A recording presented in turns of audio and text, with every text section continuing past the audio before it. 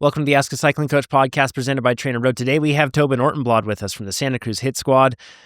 Tobin, stoked to have you back. We're going to talk about tactics and what you do when you're a marked rider. We've been watching Quinn Simmons in the Tour recently complain about Cat 5 tactics. He's claimed it and, kind of a similar situation, but we're going to look into one from one of you.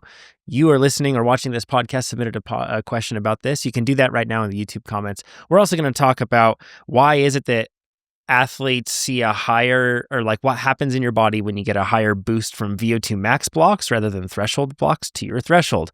We're also going to get into discussing, quite a few different details on like physiology, some fun stuff. So Tobin, let's just dig right into it. This question was submitted from Anonymous, which I think is telling in and of itself. They didn't include their name. They say, what do I do to combat negative racing? My background is in running, and over the past 3 years, I've improved from a total beginner to being one of the best riders in my area. I got a few wins in my first season, and looking back, what I thought was the results of good tactical decision-making was really just a fitness advantage. In my second season, I started riding for a team and learned all about tactics, and toward the end of the season, I was winning almost every race.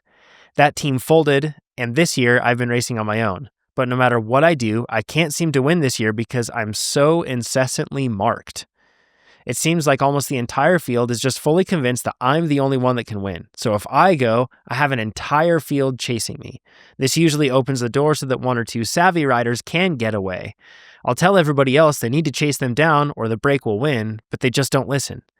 Since nobody does anything, I usually let my frustration get the best of me, and I'll attack and catch the break, but once I catch them, everybody just sits up and keeps marking me. Tobin's laughing because this feels very relatable. For the last 3 weeks, I have decided to not chase down anybody that went up the road, and wouldn't you know it, they still don't do anything, and they just wait behind me and sprint at the end. This has let the same guy win 3 times now, yet they don't think twice about chasing him when he goes.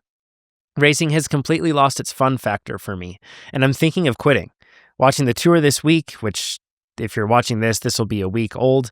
Watching the Tour this week, it seems like Quinn Simmons is experiencing frustration like this too. What can I do to flip the script on its head and stop the field from marking me? And how can I win if they are marking me? Oh, age-old question, Tobin. So you face this on 2 fronts. Yes. Indirectly, when you race the Lifetime Grand Prix, because your teammate, Keegan, maybe Anonymous is Keegan, actually. He doesn't have a background in running, but maybe it is. But Keegan faces this in Lifetime Grand Prix or any of the other races that he does. But then you in the NorCal region of road racing, which is one of the more competitive regions for road racing that is here in the United States. Yeah, you experience the same thing when you do these races, which you do a fair amount of them. Everyone just sees Tobin, the Hit Squad member, and they just fall in line. Is this relatable to you? What are your thoughts? This question, literally, I could have wrote that question. It's the most relatable thing I've ever seen on this podcast for what we've done. And it's incredibly frustrating because it is such BS tactics. It works. It's effective. That's the bummer here. Mm-hmm. But does anyone become a better bike racer by racing their bike that way? It's like getting by life just by doing the least, and expecting the result. So I at home face this all the time. We have 3 big teams and I race alone. I'm an off-road racer. I race road for fun. I think it's a lot of fun. But yeah, there's been times even this year where I literally worked as hard as I could. I was smoked and I just get 1-2'd all day. I pulled out of the race. I was like, this is dumb. I'm going home. I can't do this anymore. I'm not having fun. Yeah. And on some occasions, it's like there isn't much you can do, unfortunately. But on a lot of occasions, there's a lot of things you can do. So one, these people know you're strong. They know that you're going to chase everything. They know you're capable of chasing everything. And in that regard, the best thing I can say is hide.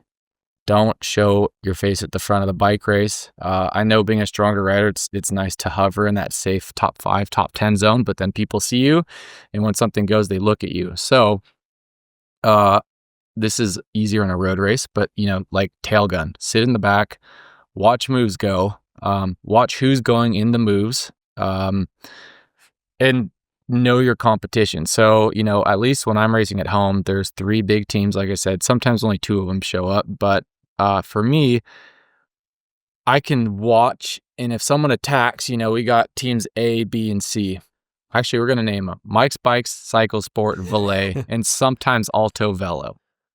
So if Mike's Bikes attacks, I don't have to do anything, right? I'm sitting there and I'm waiting because I know now the onus is on Cycle Sport. They have to do something.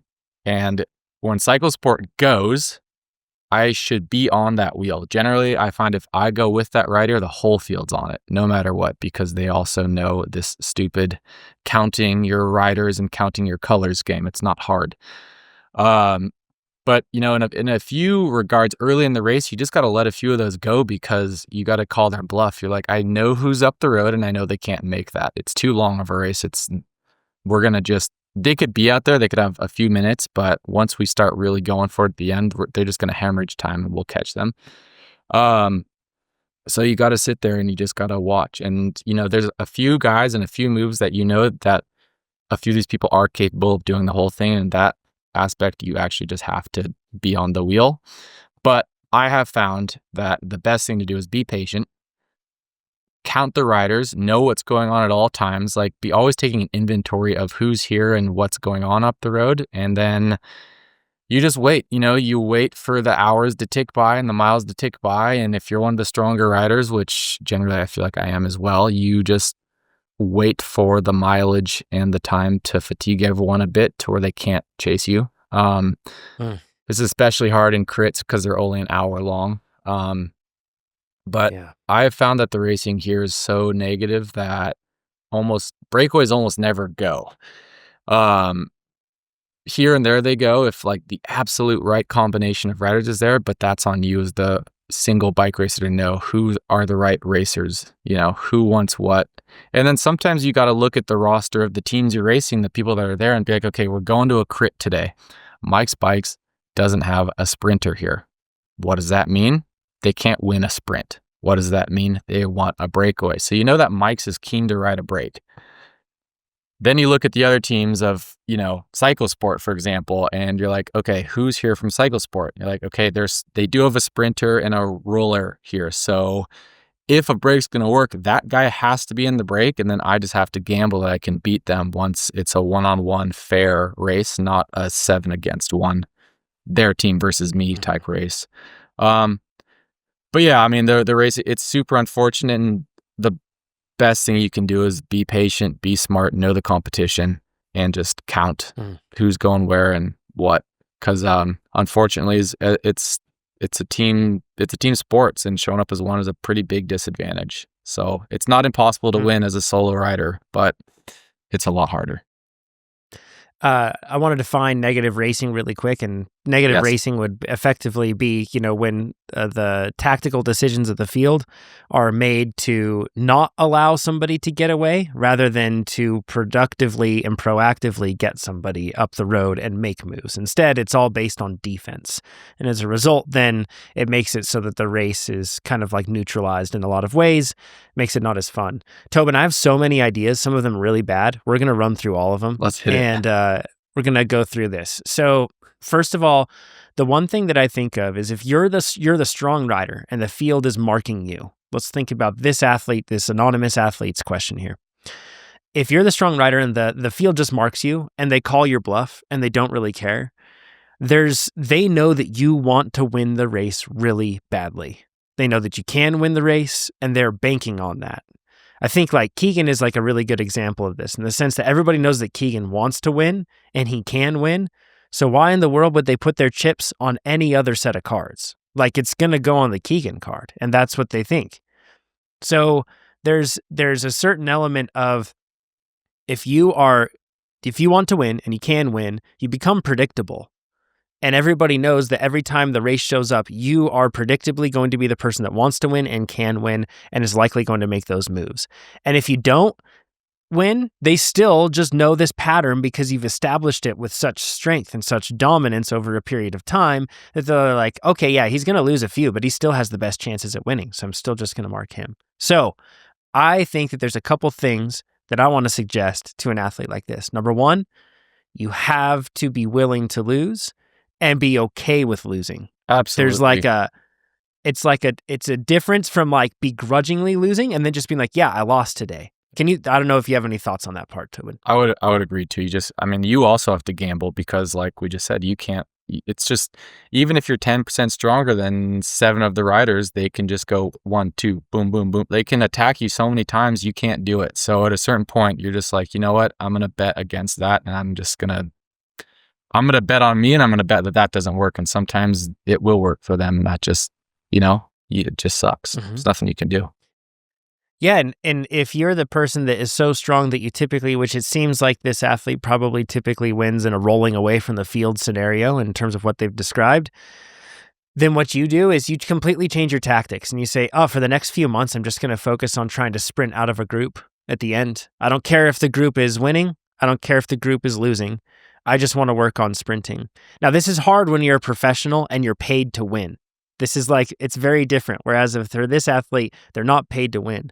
In my opinion, you shift your focus entirely from winning the bike race to practicing a certain execution within the bike race, and then you make that your goal.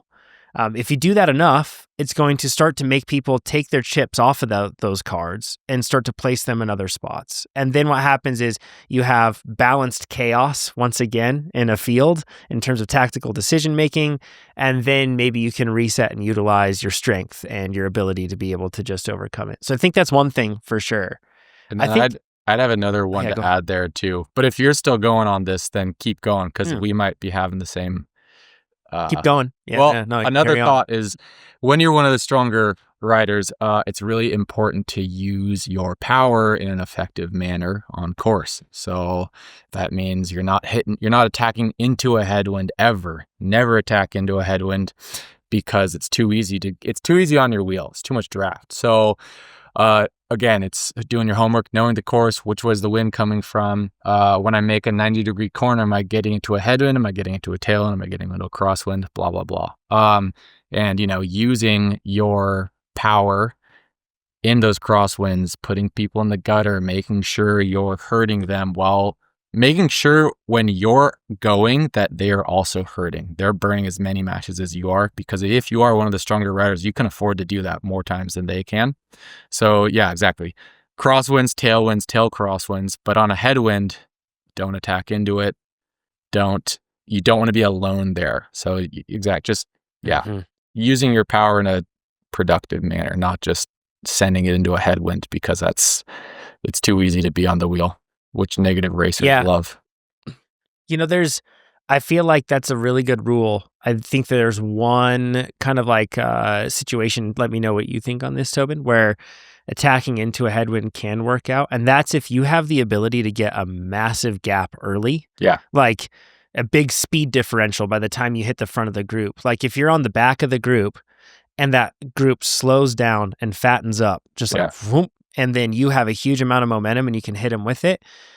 And if it's like a criterium where you're repeatedly going to hit this headwind section anyway, and you want to go solo, then sometimes that can help, because then at that point, like if you can just get enough of a gap so that people have to push that same headwind and plus more to get onto you, that's one thing. But the odds of that actually working out are really low unless the circumstances are perfect. At least that's my experience. And I would agree there too. Like if you're gonna do the attack into a headwind or whatever, you need to make sure that you've snapped the elastic, so that again, this person is. It's kind of like, it's all just, how's the effort? Is it 1-to-1? Because if I have 40, 50 feet on this person and they're chasing, I might only have 2 seconds, but if you can just hold on a bit longer and that person's pushing into the headwind, it really sucks to chase into a headwind too. So yes, it does. It's just managing your effort with who's on the wheel and in what circumstances. Because once that guy's on your wheel or the group's on your wheel in the headwind, don't keep going, because it's just too easy for them. But in a crosswind, if you look back and it's just like you see everyone's hurting and it is like just absolutely strung out, sometimes it's not a bad idea to just keep it on the gas there. Yeah, you'll thin the numbers out, This is another point that I want to bring up is it seems like this athlete's vocal in the field.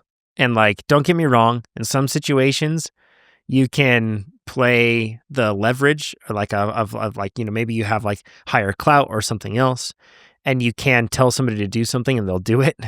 But in most cases, I would say being vocal in the group only reveals more about your intentions and gives everybody else more insight into what you plan to do instead of actually helping you accomplish what you are yelling about. I'll take notes personally on that one too. Not gonna It's lie. hard, right? It's very hard. Because you just want to tell everybody, like, you are letting this gap go. There's some name calling sometimes. Yeah, exactly. Look, like, I know it can work in some situations, but I believe it's a fallacy driven by ego and emotion that we think that if I tell this person a reality, that will become their reality. When the fact is, all we're really doing is just projecting exactly what sits inside of us and our motives and our intentions. Like, cycling is a poker game, right? Where, like, you are always in a more advantageous position if people don't know exactly what you want. That's like, and what you have. You're always going to be, no matter what, you're going to be in a more advantageous position. So don't be vocal in the group. And because also, if they're used to you being vocal in the group and then you don't give them those cues, that's going to be like them going to the poker table and suddenly they're playing with like 3 cards instead of 5. They're used to you giving them cards, giving them cues exactly of what you want to do. And then you don't give those to them. And then, like Tobin said, if you're tail gunning and you're not present in the front of the pack, holy cow, that's going to be really tricky for them. They're going to, over time, unrest and unease will build up and they're going to start making emotional moves themselves. Right now, like every peloton, like a motorcycle, right? Like you need spark, you need fuel, you need air. And when you're in a group of cyclists, emotion is one of those crucial things. You need somebody acting on emotion because that causes the dynamics and the tactics. And if you just remove yourself from that, it will make it so that somebody else has to fill that void. It might take weeks, right? It might take like multiple times, but it will get filled by somebody. That's just how it works. Yeah, I think that's a really good tip. Honestly, I personally feel like, I'm learning something from you right there too. It's just, if you're yelling about it, they know what you want. They know you're feeling strong. They know you're motivated to win, but just shut up and ride your bike. Yeah. You know, one other thing too, this all could be solved, Tobin, if he had his team back. Like if he had a team, that's great. But sometimes and I see this in gravel in particular, and I would assume that you do it in the road racing too, where like you form an alliance where like you lump in with another team or another rider. And in this case, like he could totally come into this and just be like make it your goal to ride in support of another rider. Yeah. And that's like your goal. And don't tell anybody about it. You don't have to. It will be obvious at some point that you're working together for this person. Don't tell anybody. Because there's a temptation there when you're working for somebody else to tell everybody, hey, don't mark me. I'm not working for myself. I'm working for this guy. Just don't say it. Yeah. Just because once again, it's going to make it so that you're unpredictable and a bit different. Do you ever form those alliances with random riders? All the time. And sometimes, actually all the time. I mean, you go to a race and the thing is like, you know who the teams are. Again, you know who's big and strong and got all the numbers. And you look at solo riders, like I never ever make I'm never like, hey, so-and-so, like, I'm going to work for you. I'm always like, here's the deal, man. You're here alone. I'm here alone. He's here alone. The 3 of us need to make sure we never help the teams, ever. I'm not asking you to give me a lead out. I'm not asking you to sacrifice your race for me. But what I am asking is that we as the 3 of us need to work together in the sense that we put all the pressure on the teams to, if we got riders A, B, and C alone and rider B goes up the road, it's not my problem. It's the team's problem. And if the team starts chasing, they flick you through, or even if you get in a bridge attempt and they flick you through, do not pull. Do not pull. Mm-hmm. That's all on the team, So those are the alliances, where like I'll be floating around before the race or in the race and just be like, hey, you're here alone, I'm here alone. Let's just make sure you're not chasing me and I won't chase you. It's little things like that. Yeah. I think the biggest thing is if a person is complaining about being a marked rider, I would say don't call yourself a marked rider, call yourself a predictable rider or a reliable rider. And that's the problem. Yeah, it's the reliability. Yep, you've become reliable enough in your performance that it would be foolish to bet in any other way as another rider in that field. Yeah. So what you need to do is become less reliable. You need to become less predictable. And you can still do that by accomplishing a lot of things. You know, another thing you could do, this doesn't work for a professional trying to get a paycheck again. But another thing that you can do here is in these races, go in with like do a workout. I know that sounds silly, but like go in and just with the focus of like, okay, like if it's a criterium, the other night, Lucas Myers, local athlete, insanely strong kid. He was in a crit the other night and he had a workout to do. And it was every 3 to 4 laps. He was supposed to do like 45 seconds all out, right? And that was like the workout that his coach gave him for the night. The entire field just marks Lucas, by the way. And I'm not strong enough to get away. But what I would do is when he would do his 45-second attacks, it was just brutal. You know, he's doing them probably somewhere around 800 something watts or above, right? And he's doing a really hard 45-second hit. The whole field is just like strung out and we lose people every time he would do it, right? The field would get thinner. But the vast majority of everybody was there. And then as soon as he would ease off, everyone would just slow up. So what I would do is position myself toward the back. And then when it would slow up, I would just roll off the front. Now, I was not strong enough to go solo entirely. So I was really trying to put out a welcoming vibe. Like I was, I was not like sprinting as hard as I could and trying to get as much separation. I was just carrying that momentum and I was rolling LT. And then like, if I rolled threshold and then like looking back even kind of like, come on, like somebody come with me. Cause really all we needed was to have 1 or 2 riders of like together. And then when Lucas would do his next attack, he wouldn't be able to make up the ground that I had made by going solo when they were going easy and he was recovering. But instead it worked out so that Lucas's attacks would bring them right up to my rear wheel every time. And then, you know, it just repeated. But the interesting thing is that Lucas was doing a workout. And if he does this a couple more times, people are going to stop just marking him every time.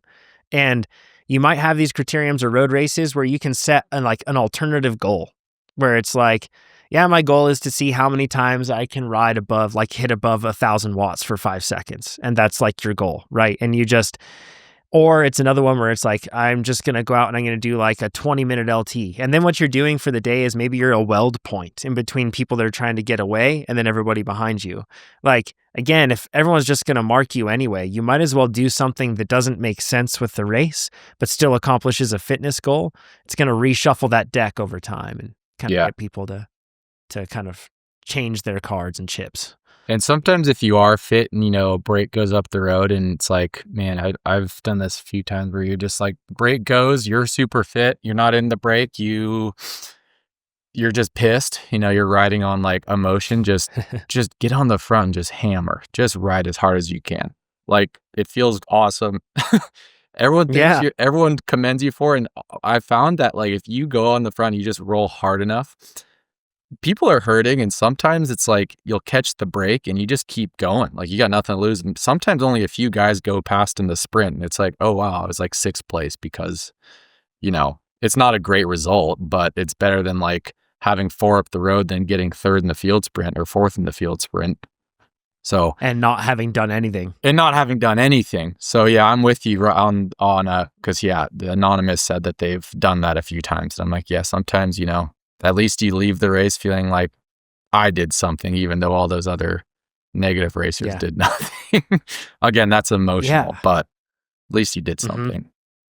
You know, something with this too, Tobin, they mentioned the fact that once they catch the brake, everyone just sits on them. It's a bummer. I always, like, I think it's worth it, and I shouldn't say always, in almost every circumstance, I think it's worth it to never sit up once you catch a brake. No, even if you feel like you're cracked. Yeah. Like, just try to, and sometimes all it takes is 15 more seconds, 10 more seconds.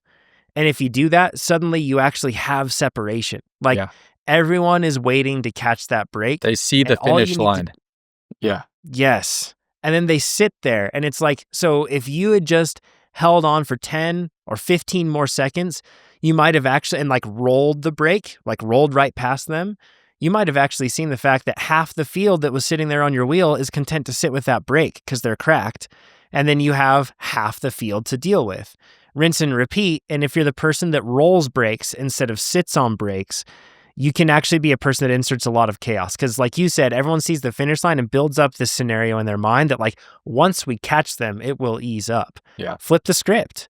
Once you catch them, it keeps going. And then if that happens, you are gonna split some people off that were sitting on your wheel. It's just gonna have to happen because they've already made the decision that that's where they ease up. Yeah. You know, it makes it also so that like the best cyclists I know in terms of like tactically speaking, they all almost always roll the brake. And then it also makes it so that you are a bit scared to go with them, because you know that it's going to be harder than what the minimum bar is. Yeah. And then number two, it also makes it so that only the savviest riders that really want to work together will end up being with you and wanting to stick with you, which is also another really important thing. If this athlete's stronger than everybody else, you certainly would be helped out by having one or two brake mates. You know, if they're with you, man, you could really, really put a huge dent into the field. So just don't sit on when you catch. Yeah. Like roll the brake. And that will completely flip things on their head. Give it a shot. Yeah. Yeah. And it's hard. It never feels good. It's like the last thing you want to do when you catch a break. But you're already hurting. Like, you know? Yeah. The bummer is that this negative racing thing is not uncommon. It's a real bummer because no one's getting better for it. It's like stunting the growth of local community racing, in my opinion. Like if we're all out there racing is about going fast. It's like getting away, going fast, blah, blah, blah. And everyone's just like, no, it slows down. Who's getting better? Who's getting stronger? Why do we train so hard if we show up to bike races? Like, you know, it gets me all the time too. Now I'm just going to vent real quick.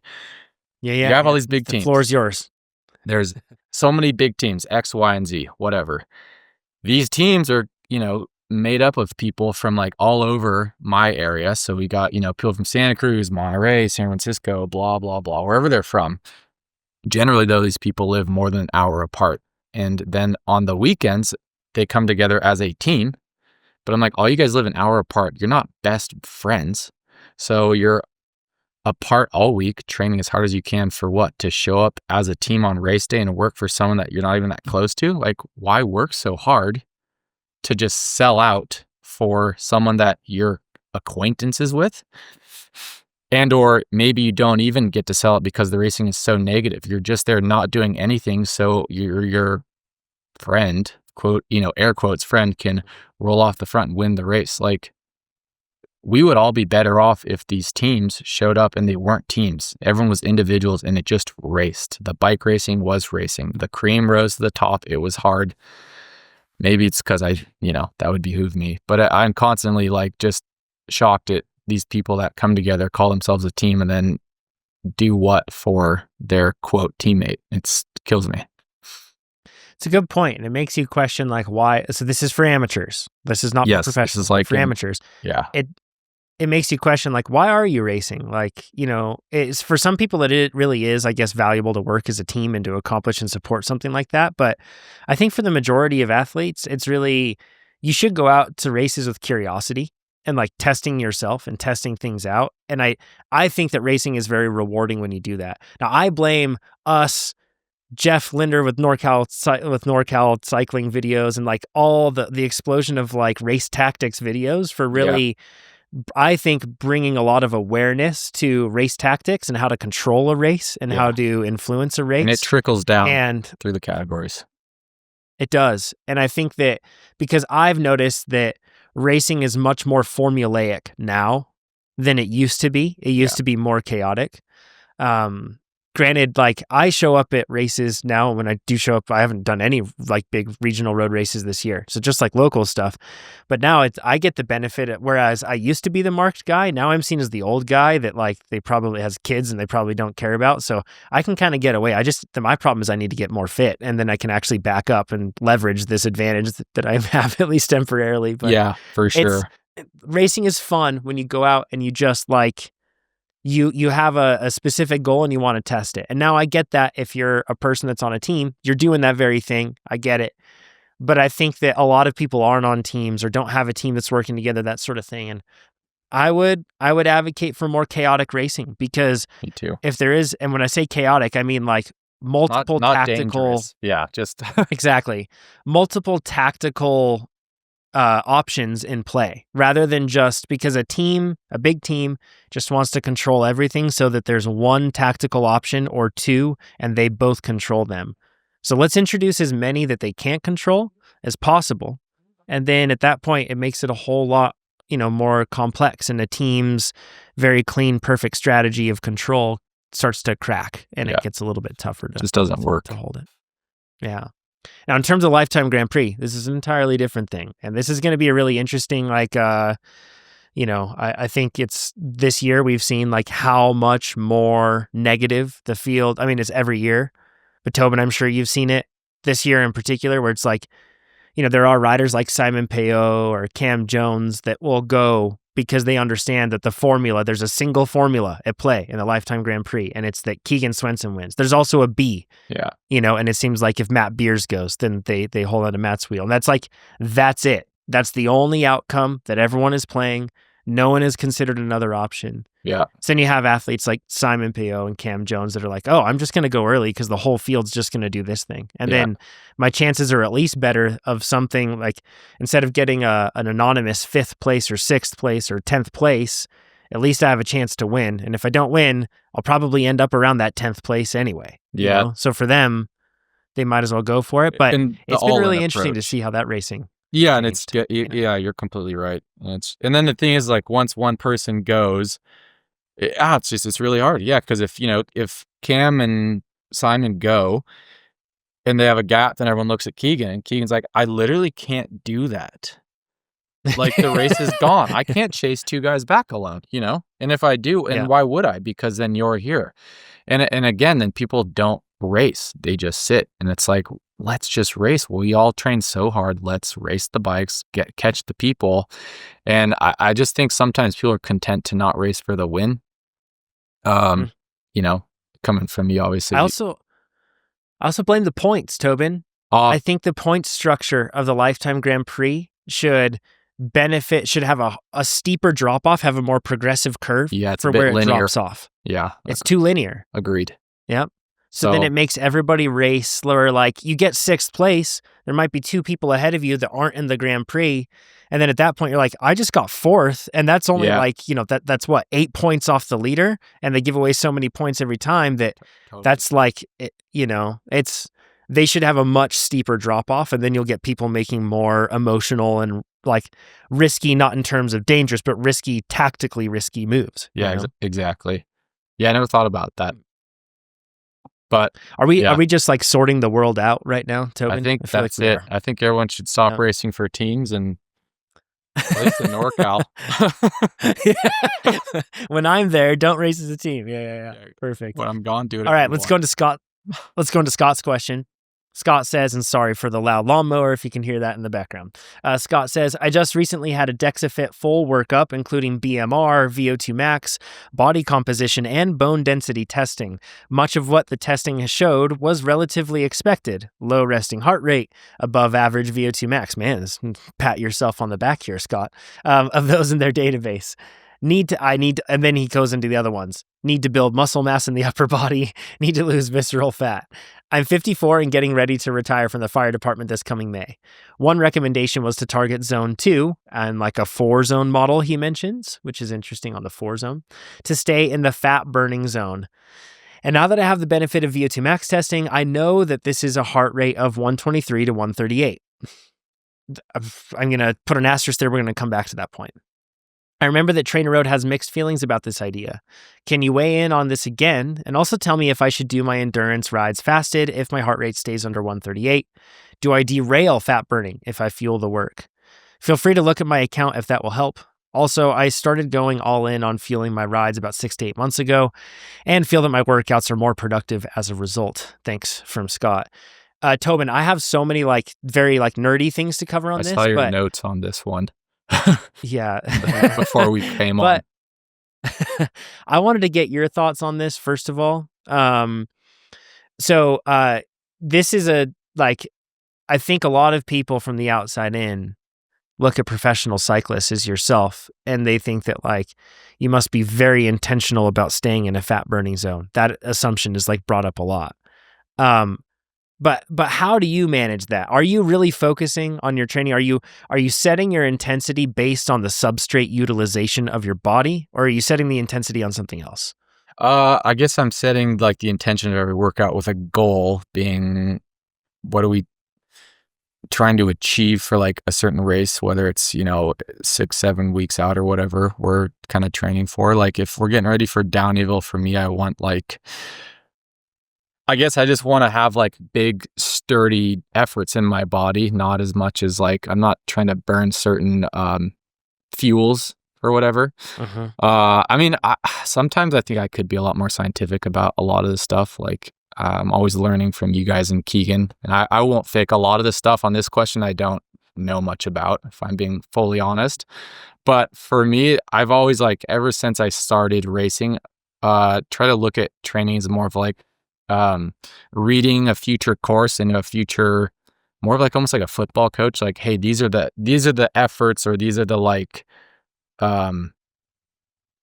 these are the efforts that are going to be required, or these are the tactics or whatever. And like, if I'm getting ready for cross, I'm doing a bunch of punchy stuff and getting like ready for a Downeyville or whatever, or like, Leadville, Unbound. I just need big diesel powered, big chunks of, I don't know, tempo, sweet spot, that kind of work. Cross is like short 30-30 VO2 stuff. So I've always kind of approached it more from that standpoint.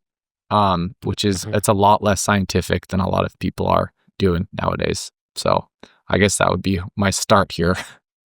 From a principled perspective, though, it's so spot on. Like specificity is overlooked so many times, and people, I think, often look for some sort of like off the wall, tangential seeming idea that will somehow satisfy the goal. Yeah. I really like the concept of specificity. You can't argue with it. It's extremely important.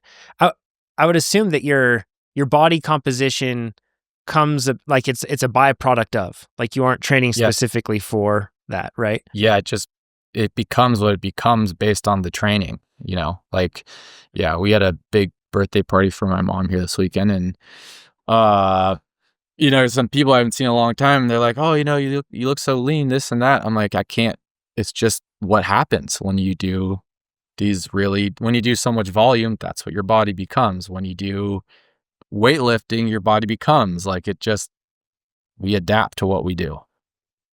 Yep. Yeah, absolutely. Simple, to make it overly simple. Yeah. Yeah. Yeah, and I think that's really beneficial, especially for all of us listening to this, that we tend to overcomplicate things. And on the tone of overcomplicating things, Tobin, I have a lot of complication to go through with this question. I'll do some note taking here. So I kind of want to go into a bit of I don't think the fat burning zone is a myth, but there is a lot of misconception around this whole thing. But first things first, before I forget to cover it, you mentioned the fact that because you had the benefit of VO2 max testing, you know that you're in zone 2 when you're at 123 to 138. Those are very specific numbers. I would not hold to those specific numbers as your fat burning zone, particularly with heart rate. That is going to change based on so many different factors. You can use that as like a tight-ish gauge, but keep in mind, in many cases, a lot of the situation when you go and get a VO2 max test, do that sort of thing, I know that it feels like it's the most scientific thing you've done, and it can be helpful, but practically speaking, the average coach many times is actually much more in the trenches with how to make you a faster cyclist than the person running the lab equipment. Not all the time, because sometimes it's one and the same, but a lot of the lab approach is going to give you prescriptions based on VO2 max, based on heart rate, that sort of thing, whereas a coach is going to give you prescriptions based on power, because power is the work that's actually getting done. And so there's whatever I see from a lab environment always places more emphasis on heart rate, because it's measured there, and it tends to be something that I feel like that subsegment of people focus on even more. Whereas I would say that coaches focus more on power many times. And the reason that they do that is because it's practical. It's what the work actually needs. Like Tobin said, the work that needs to be done for whatever your goal is. So it's a great way to step your way to it and show your body the path to get there. It's tried and true too. It's like, It's very tried and true. Like everyone trains on power, pretty much every professional. No one's training on heart rate, really. Like I almost never even wear a heart rate monitor because I'm like, I don't really care about that data, to be honest. It doesn't mean that much to me. And yeah, for like the average, like a VO2 for like a pogo or a, world class, of course, they're like squeaking out that 0.5%. But for like the common person training, like doing a 20-minute test, getting your FTP, making all your zones based on that, it's pretty effective. Oh yeah, absolutely. It works. Or you can use AI FTP detection. Subtle plug, TrainerRoad.com.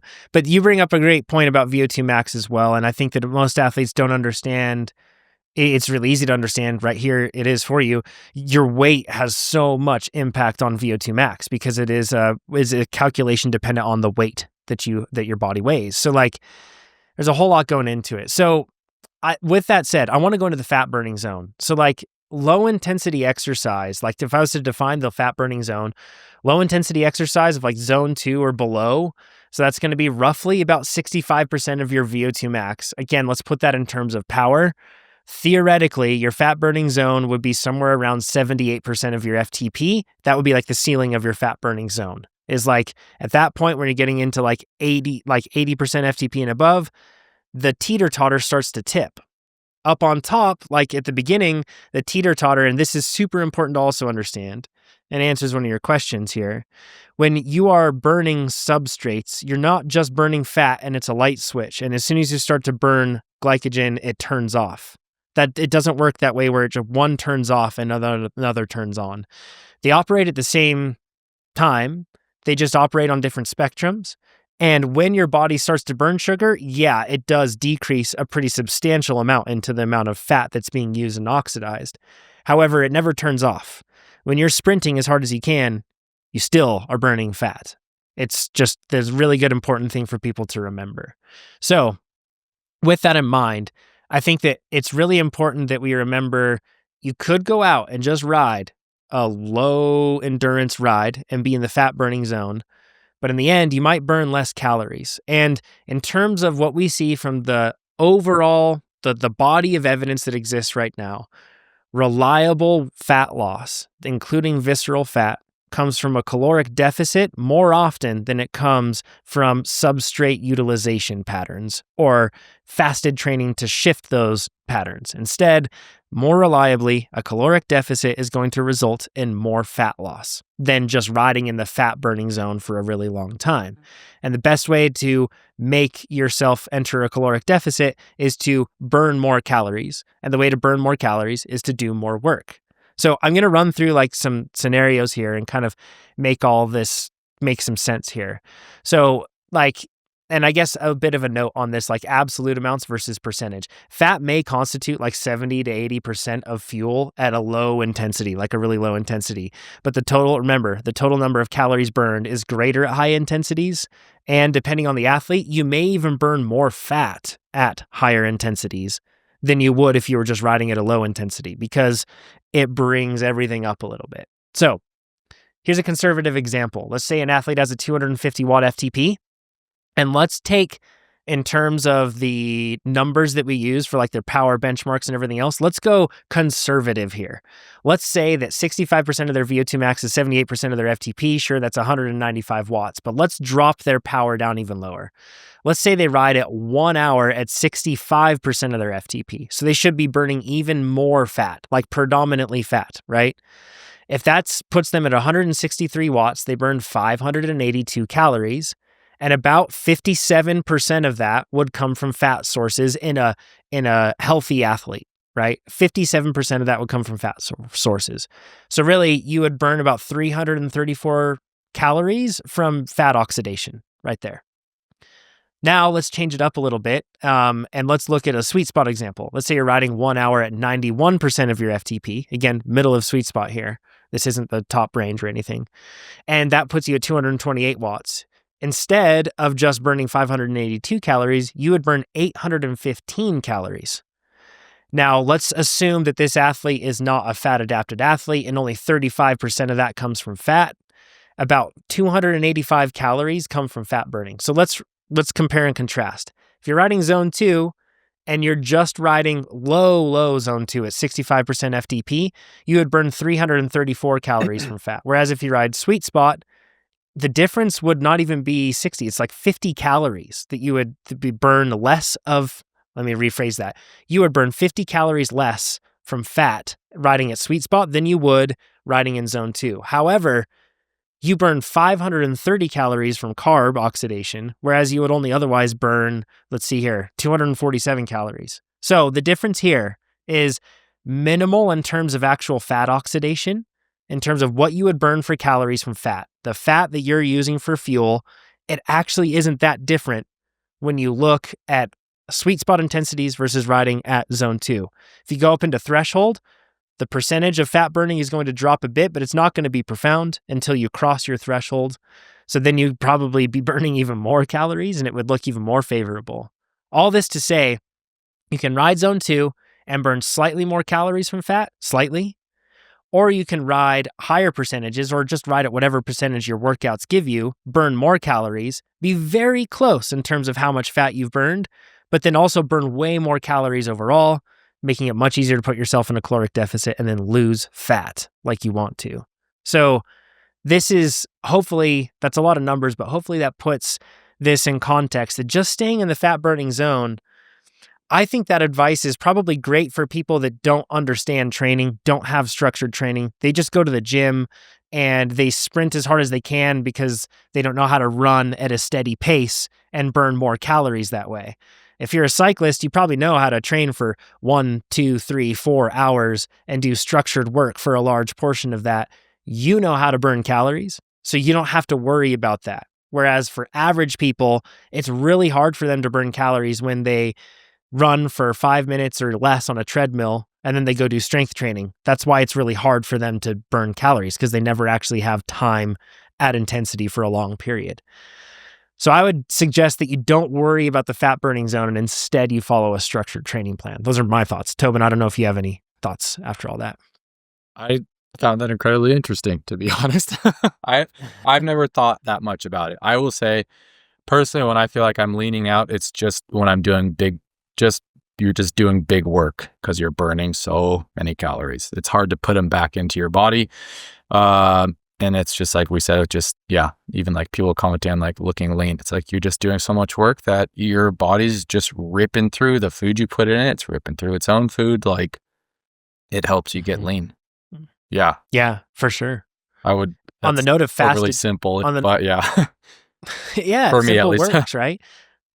For sure. On the note of fasted training, when an athlete's in like a carb depleted state, their body does increase their reliance on fat stores for energy. We did a great episode on this a few episodes ago with Dr. Kyle Pfaffenbach where he talked about this. Kyle's position is to use fasted training as a cherry on top because it can derail things. Mm-hmm. He's like, it only matters like if you're an athlete that still needs to improve their nutrition, improve their adherence to their training plans, improve their recovery with better sleep. He's like, focus on that stuff first. But with all that in mind, it absolutely does increase your body's reliance on fat stores for energy, but we need to understand cycling. There's a lot of general person advice and then cycling athlete advice, and it needs to be a bit different. Like the higher intensity nature of cycling means you won't be able to fuel those moderate to high intensity efforts just on fat.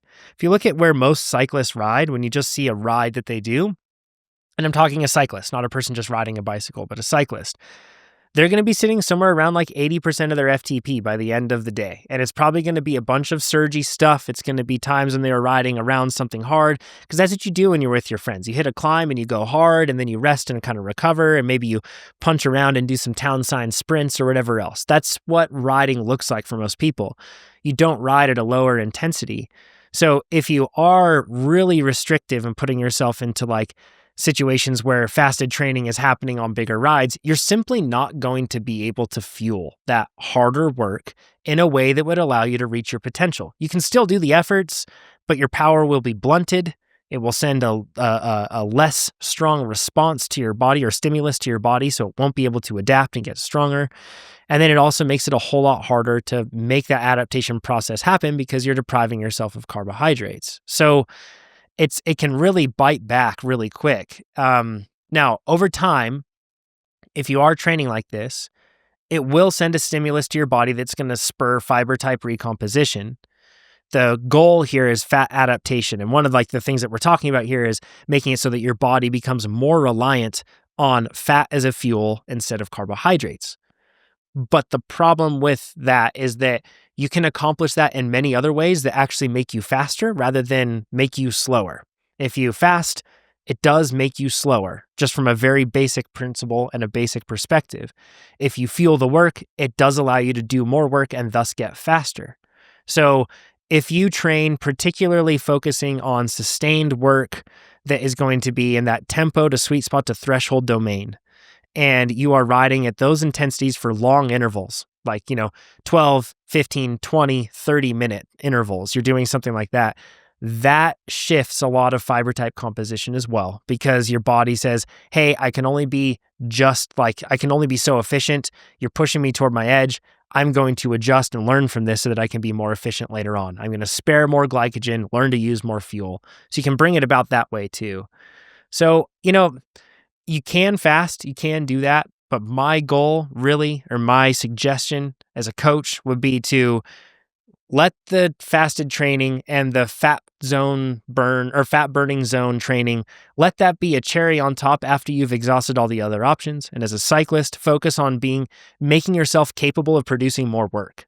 That's what makes you faster. That's what burns more calories. That's what's going to make you lean out, as long as, assuming you have a reasonably healthy diet that you're intaking as well. Yeah. So I would agree on those are my 2 cents. I would agree on the fasted training thing too. I find it's probably easier to put yourself in a hole. I mean, it depends how extreme you are, because I've seen people where they're like, they get so focused on being lean instead of robust. I mean, in my opinion, robust and strong beats lean pretty much all the time. And I've seen it with some, I don't know, I've just seen it with some friends too, where they just get so fixated on being lean, but they actually didn't get faster. Cause if you're going out and you're just not eating, or you went out fasted, you better go alone. You go ride for an hour alone. Then when you come home, then eat breakfast, or you go for an hour or two, because once you're not controlling your output because, your buddy's pinning it, or you're going to start racing for town signs, you're just working too hard for what fuel you put in, which is none. And then you actually just start feeling worse, because now the next day you feel worse because you put yourself in a hole the day prior, and then that day you feel bad, but you probably still tried to ride, let's be honest, right? And it's just kind of a vicious cycle. I personally did all this, tried low carb, tried to get super lean long time ago, and I found I got light and I was barely climbing faster, and everywhere else I was slower, less snap, couldn't roll the flats, less robust, more likely to get sick. So, I mean, I think the fixation and being lean is starting to die a little bit. I mean, it's situational, obviously, but I agreeing with what you said. I think being strong is more important than being lean, and being robust and being harder to kill is, killing a bike race sense, is what you want more than being lean. Yeah, couldn't agree more. On the note of visceral fat too, Tobin, if this person hasn't cut out alcohol from their diet, if this person hasn't cut out highly processed foods, that is probably going to have a profound impact on being able to drop that. Alcohol is very rich in calories, whether it's hard alcohol or beer. And it's known for being it's known for helping visceral fat accumulate how you really don't want it to. So, rather than shifting an athlete toward restriction, I almost always favor Tobin's approach of being capable, durable, resilient, and strong. And the way that you do that is by making sure that they're fueling the work and that they're taking in a diet that's going to be sufficient, focused on whole foods, giving them plenty of protein, giving them enough carbohydrate, is going to be low in fat, and is going to be, again, lots of vegetables, fruits, that sort of thing when you're bringing in those carbohydrates. So, and then the drinking thing is I drink. I'm not Like Keegan doesn't drink, but I do. Like I don't drink a ton, but after a race or whatever, like I'll drink a beer, or like there's a party, like I'll drink some alcohol, but it's not a consistent thing in my week whatsoever. Like I don't go out and drink Monday through Friday. I don't even necessarily drink on the weekend. It's just like if you're at a party, if you stop at the brewery, whatever, like you don't have to fully be like on the extreme of it. It's just like view every time you like take that drink as like, what am I getting from this? Right? Like, do I really want this? Cause for me, like, I guess some of the drinking parts is like, yeah, it's part of it's fun. So like, are we doing that right now or are we not doing that right now? All right, let's move into Lisa's question. I'm in my second year of structured training and racing. I'm now in Cat 3. For 2 years now, I've gained about 40 watts over 2 to 3 months while building to base season. My peak FTP always happens after a VO2 max block, mostly 4x4s or increasing to 4x6s. Then over the course of the season, I slowly lose about 10 to 20 watts on my FTP. This last season, my FTP started lower than my first year due to an extended break due to an illness and injury. What do I do at the end of this season? Or end of this off season, forgive me, and into the break and base season to maintain as much fitness as possible and hopefully improve my FTP next year? There's kind of a couple things to cover here in this one, Tobin, and this will be our last one here. So if you have questions and you're listening to this, drop them into the YouTube comments right now. Share the video, like it, watch it through. That's the sort of way to help it. But the first thing that stands out is she mentions that she has a 40 watt gain over 2 to 3 months. Second year of structured training. That's actually like not too common. You see big increases, right? When somebody's new to structured training, it's like you can get a huge return on not a whole lot. That completely makes sense. Yeah. Yeah. So, and seeing 40 watts over 2 to 3 months. But the interesting part is my peak FTP always happens after a VO2 max block. So, Tobin, I don't know if you've seen anything like this with athletes or if you have any thoughts on that. Logic would say that an athlete is, and this is just logic, I'm not saying that this is the right thing. Logic would say that, no, you'd see more increases in your FTP after doing threshold work, not just doing VO2 max work. I don't know if you have any thoughts on that one. I've always, yes, for sure. Threshold work is like, if I personally wanted to bump mine, I would probably focus on that. But you would know more than I have. I have heard like shorter VO2 blocks is kind of a good way for the time crunch cyclists fake and bump that threshold. I, again, am more under the like school of thought of like just train the effort you're trying to achieve. But I guess I'm curious too, like, are these numbers, if you did a 20-minute test or something before, and then you did this and then a 20-minute test after, is that where we're seeing the difference? Or is this in like a Garmin auto detected thing, or like how are we getting this FTP, I guess would be my question. Yeah, it's a good point. And I could be wrong here, but I don't think that Lisa had a TrainerRoad account. Otherwise, I think I would have linked to it. Lisa, if that's not the case, let me know and I'll adjust it. And I can maybe pull this in retrospect, we can cover some stuff here in a future episode. But this is a really good point, like you say, Tobin, and there's a lot of like FTP guesstimators, so to speak, that kind of like will have like in 8 minutes, if like you really did a high power for 8 minutes, it's going to view that as an 8-minute test and it's going to reduce that by 10%. And then it's going to say new FTP detected. Yeah. Or something that's going to be somewhere between the range of like 15 to 20 minutes. It'll reduce it by 5% roughly. And it'll say new FTP detected. And there's a lot of different guesstimators. And like, that's for us, like it's kind of interesting with AI FTP detection. And just using AI in general, I think that the world misunderstands AI and they think that like if you're using AI, you're just using ChatGPT or some large thing and kind of layering it on top of whatever you have, and then it gives its perspective and then you trust that and go with it. And I mean, that couldn't be like further from what we do with AI. Like AI is really good at machine learning specifically, which is a form of AI. It allows it doesn't follow like specific hard set rules like a normal algorithm would. So it allows something to be trained on a lot of data and then make decisions and recognize patterns on its own. And that's the whole concept here. And that's like, for us, we view this whole thing as using AI for cycling, not as like we need to have AI because then that means that we're on trend and people will spend money with us. Instead, we view it as like AI is actually uniquely good at solving problems that humans might have a hard time solving. And one of them is like actually finding what your actual FTP is, like a good training benchmark, because there are plenty of athletes that even on something as considered as the gold standard as being reliable as the 20-minute test, they could produce an FTP that then, like, their training benchmarks and their numbers, it would all be off after they do that 20-minute test, whether it's due to bad pacing or just maybe they're just really, really good at putting out a 20-minute effort when that doesn't really reflect their actual threshold. So, and that was a big problem for us because then athletes get bad training if they have a bad threshold. And then it would skew, even though we handle every zone independently and viewing your own abilities that way, it would skew everything. So we used AI to avoid that very problem that you're talking about, Tobin, to like recognize patterns that you don't have to do all out efforts. It's not going to see a 8-minute effort and suddenly say new FTP. Yeah. It knows you as an athlete and it figures it all out. Because it can totally, she may be saying their FTP goes up, but maybe it's not. Maybe it's just you're getting really good at VO2 and you have a lot of anaerobic contribution and some models telling her that that's just something I'd be curious about, because I figured the AI detection probably would not make that mistake, because that's the whole point of it. Yes. But, some other, I don't know, there's definitely some other things that just don't quite get it right, I think. Yeah.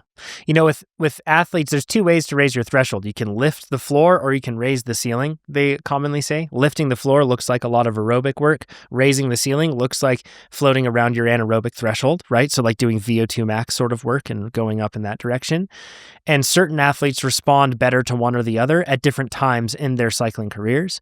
And newer athletes almost always respond very well to VO2 max work.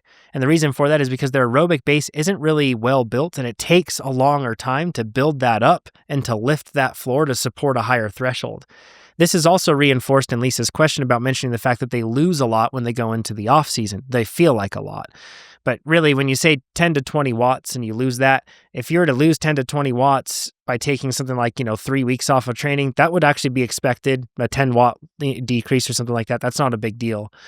We'll get into you losing it slowly over the year, but this is what happens when you don't have a really robust aerobic base, and you can't blame yourself for not having that because it's your second year of structured training. Yeah. Over time, I bet that you'll actually see that you get less of a upward pull from those VO2 max blocks because of the fact that you have so much support from the bottom that you can't actually raise the ceiling too high. So as a result, the floor and the ceiling are really close to each other. And as a result, you won't see a whole lot of ability to just yank it up with VO2 max work. So Lisa, this is to be expected with new athletes. You see more of an increase from that VO2 max work at first. It's quite common. So but the losing 10 to 20 watts over the season thing, Tobin, guys have what are your thoughts here? Because you guys race a lot, and I feel like you also get into situations where I bet if you were measuring it very closely, you'd probably see yours drop too, even through racing. Yeah, I think that's not necessarily uncommon. It's because it's like you have racing blocks and training blocks, and if you're just doing a bunch of crits or whatever, it's pretty easy to just recover and race and train a bit. But for like some of the big long races, you have to train into it. So you got your whatever amount of time, maybe 8 weeks, 6, whatever amount of time you're training into that event. You train into it, you get super fit, you do the race. And then some of these races you have to recover after. And it might be like an unbound or something where you can't really train effectively for maybe a week or two. And so obviously you're going to start seeing that downward trend. And then there's also times too where it's like maybe not even like a big nasty gravel race like that, like an unbound style. That's obviously way extreme.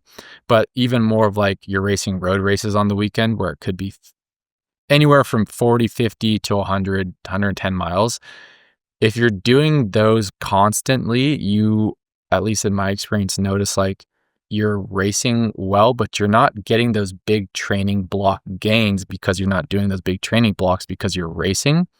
So it's like you're racing, recover, race, recover, race, recover. And I almost feel like that generally almost does slightly start to trend a little bit down because you're not putting money back in the bank, I guess, right? It's like you're like making your paychecks, building your bank account, and then you're using a little bit of cash every weekend to race, but you're never putting money back in the bank. And that's like what a training block is. It's just putting money back in the bank to use. easy to do when you're training indoors. Like, you're training indoors, you want something to focus on to do, so you do structure. And the vast majority of people, what we see when we look at their data is that they're great with structure when they're training indoors when the weather's bad. And then when the weather changes going outside, relatively few athletes actually stick to structure throughout their season and they fall away from it. And the whole concept of structured training is that if you stress the body in specific ways at specific intensities for specific times, then you can drive specific adaptations. And if you can do that repeatedly and increase that slowly but surely, your body will adapt and supercompensate and get stronger. That's the whole concept of structured training. When you let go of that and you ride, you might feel like, man, I rode really hard today. But when you look back at it, you actually didn't spend specific amounts of time at specific intensities for, any sort of intentional method. And as a result, it makes it so that cracks appear in the foundation and then that floor drops away a little bit deeper. It sinks down. So then suddenly it gets harder to hold your threshold. We usually pull it up a bit more by doing hard racing. And that's how we can kind of keep the threshold floating high and closer to the ceiling. Yeah. But eventually the floor drops too far and the thing just starts to drop. And it's hard to do the structure outside too. Like it's, it's really hard. I even talked to my coach about, I do it for a living. Obviously I have to be good at it, but that's part of like being a pro, is being good at just being able to do the numbers on flats, uphills, downhills. Like when the Garmin beeps, you make the number it tells you to make no matter where you are, but it's not always fun. And it's like for the average person, like why you just want to go ride your bike, you don't necessarily want to be just like hitting numbers that your computer's telling you to do. And that's versus on the trainer, it's like, yeah, of course, I'm just sitting here. There's no external like stimuli to be distracted by a climb or a descent or whatever. Because like if I had my perfect climb, it would be like a 3% highway gradient. I would do all my work there all the time, no matter what. But it's not always, very few people have good roads to do the structured work on. And that's where you see the suffering in it. And that's where you see like the bottom kind of going out, because you look at the end of the day and you actually look at like your power graph in the zones, and you'll look at like, at least on Training Peaks, right? There's like an overlay, like you can look at what your coach put in, and I'm not sure how TrainerRoad looks, but, and then you can look at how your power data connects to that. And like, if you're really nailing it, it's really like, if that's it's clean. It's clean, right? Versus you can see undulations in the road where you let off the pedals for 5 seconds, you start seeing these big up, down spikes. And it's not perfect work. And like the perfect work's what makes big differences. Yeah, it's hard to do. And it's actually something that even like, Nate in particular, and we always talk about, where we're like, do we even want to talk about outside workouts? Because like, when we talk about it, people do it and they focus on it. And the hard thing is what we see is that a lot of people struggle with doing their workouts outside. Like mentally, that's the reality. Too. Yeah. Yeah. It's hard for logistically, physically, mentally, all those things. So Nate's like, man, we should just be pushing people to train inside, because what we see is that when people do structure, and there's some people that are very good at structure outside and they have the circumstances. Like I'm fortunate to have the circumstances and I can do that. Same. And I get faster year round because I'm doing structure, So it's a complicated situation. And for athletes that see their FTP drop throughout the year, and you can use AI FTP detection when you aren't even training, you're just riding outside. It analyzes everything that you do and it'll update it when it sees a change for you, which is really cool. And if you see it dropping like that sort of thing, Tobin, you mentioned that most cyclists don't want to. I bet that like our podcast audience does want to see their FTP not drop, and they do want to see it go up, and they're probably willing to do the work. It's probably just a really good thing. Like, keep your TrainerRoad account active year round. It's absolutely worth the cost to have an accurate fix on that. So then you can see like, oh, okay, that, to stem this and to slow this drop, I'm going to do 1 to 2 workouts a week. And they're going to be 30 to 45 minutes of structure amidst all the other stuff I'm doing. But I'm just going to make sure that I have every week, I have 1 to 2 hours of actual structure. And then if you can check those boxes, it'll tell you what workout to do. It just makes it so that it's much less likely to drop off, know? So yeah, that might help in your situation here, Lisa. So you asked specifically, what do I do at the end of this off season and into the break and base season next to maintain as much fitness as possible? Number 1, stick to structure. Number 2, make sure that you are respecting your recovery weeks, because otherwise you get into an off season and you can't wait to just not ride your bike. You're blown out, you're too tired, and you're burned out. So respect your recovery weeks, respect your rest days, and then you can just continue to follow structure. That doesn't always look like you're always building up and doing really hard work. It looks like a base season where you're just doing mostly lower aerobic stuff. Yeah. And then you'll go into something where you're building, and then something where you're specializing. Let yourself go through those mesocycles, right? And go through that process of going up and then letting yourself come down a bit, going up and letting yourself come down. And then year over year, it starts to build. Yeah, let yourself get really not fit, for a chunk of time. Like it's cyclical. Like you can't be flying all year. You just gotta like chill to get fast again. Yeah, which is something take those you see. As a normal person, take 2 to 3 weeks of just and spend time away from it. It really does. Yes, you will lose power, but that's okay. It's okay to lose power. Yeah. You're going to get it back, and your body's going to reach a higher height if you're following a properly structured plan. Yeah. And you look at a lot of people take so much time off now too. I took 5 weeks off this year. Literally did not ride a bike for 5 weeks just because I was enjoying doing other things. And then Finsty told me he took 6 weeks off. Keegan does fewer than that, but still does 3-4 weeks off. It's more than people would think. Yeah. And this is off. I mean, sometimes when I'm off, I'll ride my trail bike, but this year in particular, I was enjoying riding my dirt bike so much. I was like, why would I go? I don't want to pedal. I would rather go twist a throttle or whatever. And it's not like you're not doing activities, because riding a dirt bike's really physical and hard. I'm still burning calories, but it's just not pedaling. It's not using the same muscles and all that. And then to go full circle on it too, this is a time for me where off season, I'll be a little more chill, whatever, drink a little more, eat different food, whatever. But also sometimes a good time to think about just some fasting here and there too, to you don't need fuel for the activities. Sometimes I find that's a good time to try to lose a little bit of weight. And it also just reset your body's patterns too, what I mean? Because it gets so used to taking in gobs of sugar all the time and carbs, and it feels actually pretty nice. At first it feels difficult, but it feels really nice afterward to shift your body away from that dependency that you might have built up. Yeah, totally. So, yeah. Tobin, thanks for joining us, man. Your next race is Downeyville, is that correct? Yeah, next big one's Downeyville. In 3 weeks or so, 4 weeks. So yeah, getting ready for that, and we'll hopefully it goes well. If you see Tobin at Downeyville and you listen to this on the podcast, go let him know. Give him a good thumbs up, encourage him. It's going to be an awesome race, a great time.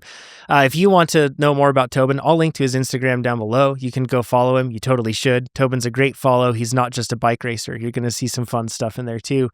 Tobin rides for the Santa Cruz Hit Squad, and you can follow. We'll link down to their team down below, so you can follow that. Support the sponsors that support Tobin too. We've got Santa Cruz, we've got Giro, we've got all the different brands. He rides for Garmin. Go support those brands that support Tobin. That makes the world go round. And Tobin, we'll talk to you next time. Yep. Till next time. Thanks, Jonathan.